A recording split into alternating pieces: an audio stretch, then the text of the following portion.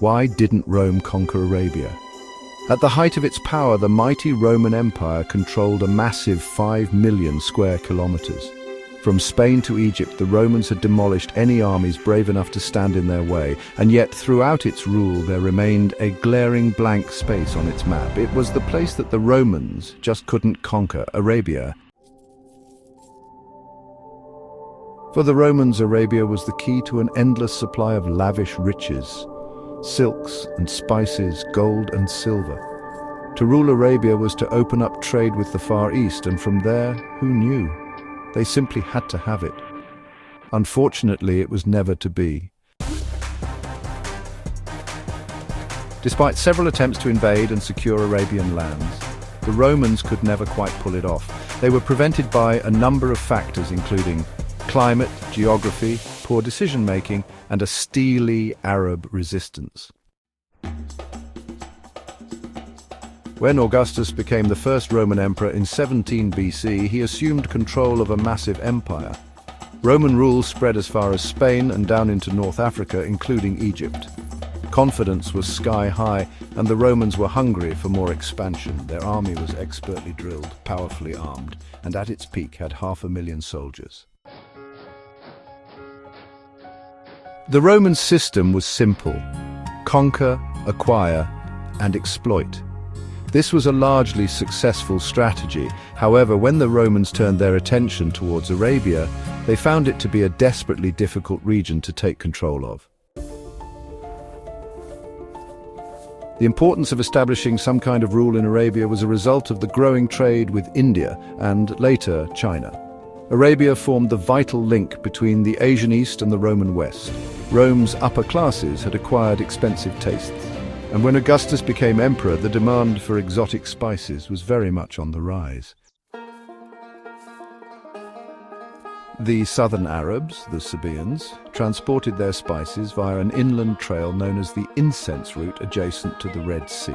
The incense route wound up to northwestern Arabia near Petra, or modern-day Jordan. The Nabateans had settled in the region, and they and their Sabaean contacts soon became extremely wealthy on the back of the lucrative trade with Rome. When Rome took control of Egypt in 30 BC, it opened up huge markets for trade between the West and East.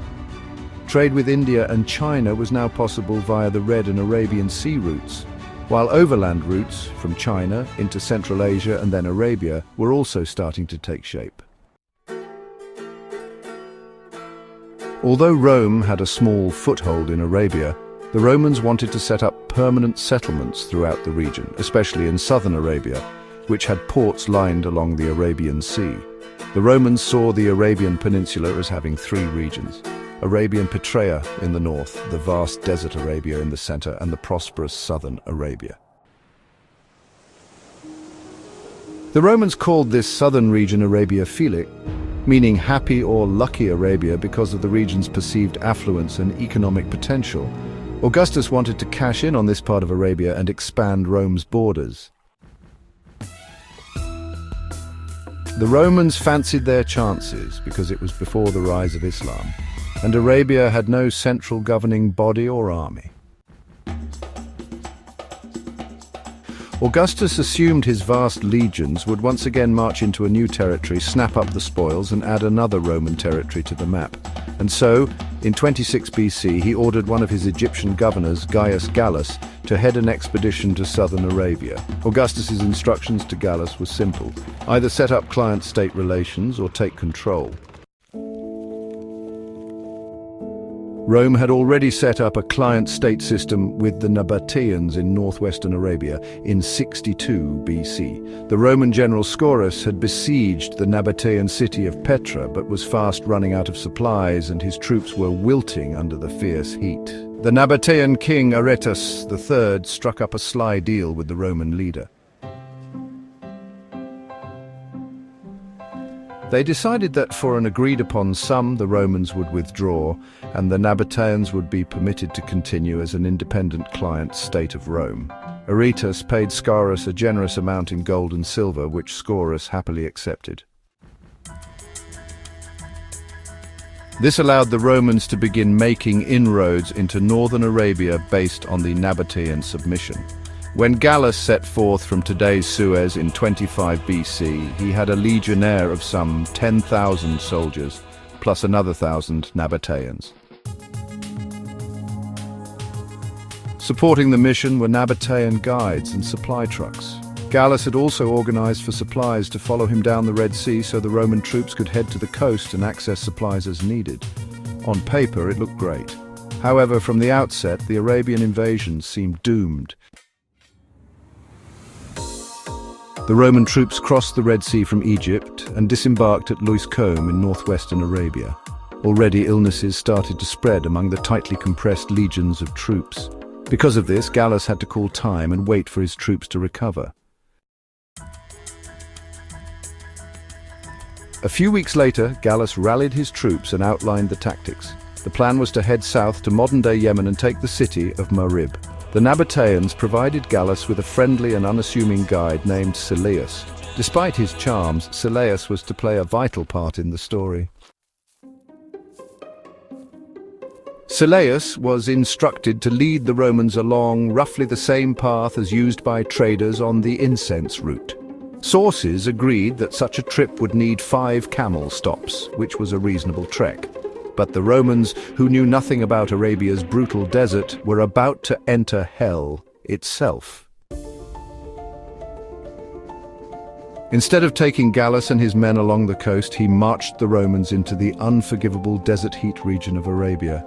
And before long, hundreds were dead from heat exhaustion and thirst. Not only were Gallus's men deprived of water, but Silius had taken them away from their coastal supply ships, further worsening the situation. Why the deception? The Nabateans were very proud of their independence and resented the Roman assumption they would assist in fighting against other Arabs.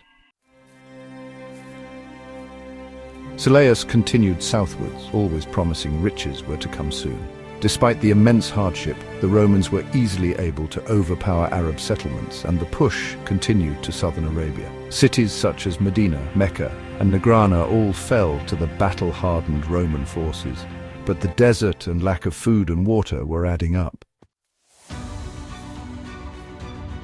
Gallus was taking serious losses due to the conditions, but Silius insisted that they push on south. By the time the Romans finally reached their goal, Marib, they were extremely tired. It took them 6 months from northern Arabia to southern Arabia, a journey that was usually only a matter of weeks. Gallus brought his men and laid out the plans.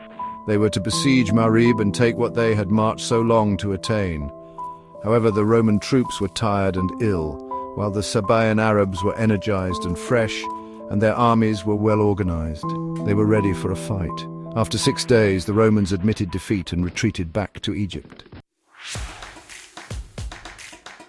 Not surprisingly, there was no welcoming party. Instead, he was fired by an angry Augustus. The Romans tried again over 100 years later. This time, they had some success. In 107 AD, Emperor Trajan began an invasion of the east, setting his sights on the independent Nabatean region. When the Nabatean king died in 106 AD, it was time to strike. They were easily able to annex the Nabatean kingdom. It became the province of Arabia Petraea. From here, the Romans were able to solidify their position in Arabia. The Romans flourished in the 2nd century, benefiting from the traders passing through Arabia Petraea. In the late 2nd century, Emperor Severus saw firsthand how volatile the region was becoming.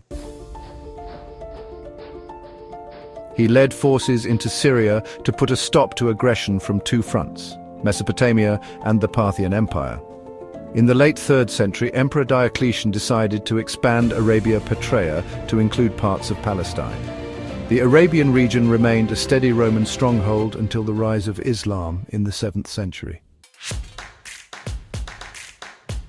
So why didn't the Romans continue their expansion in Arabia? In the end, it was a combination of things. First, it was the effort and manpower. Rome simply didn't have the resources. Also, Rome had its hands full with the constant repelling of Germanic tribes to the west, and to attempt a full invasion of Arabia would have been too optimistic, to say the least. Added to that were the constant battles fought with Persian and Mesopotamian armies. Then there were the smaller bands of Arab forces, often fighting amongst each other and resistant to Roman rule. When the Muslim conquest of the Levant kicked off in 634, the now Eastern Roman Empire was recovering from bitter fights with the Persians. Scene 12. The Arab Alliance. Under the command of the Rashidun Caliphate, Arabs, now Muslims, came together to form a formidable alliance that was to ultimately prove too much for the Romans. Arab armies marched into Roman-controlled Arabia via the Syrian desert, completely taking the Romans by surprise. The Arabs were also used to the desert and the heat and how to survive in such a trying environment. This was another major deterrent for the Romans: the desert, the heat, and the lack of water. Arabia just wasn't worth the effort. If you enjoy this video, don't forget to like and subscribe, and see you next time. Goodbye.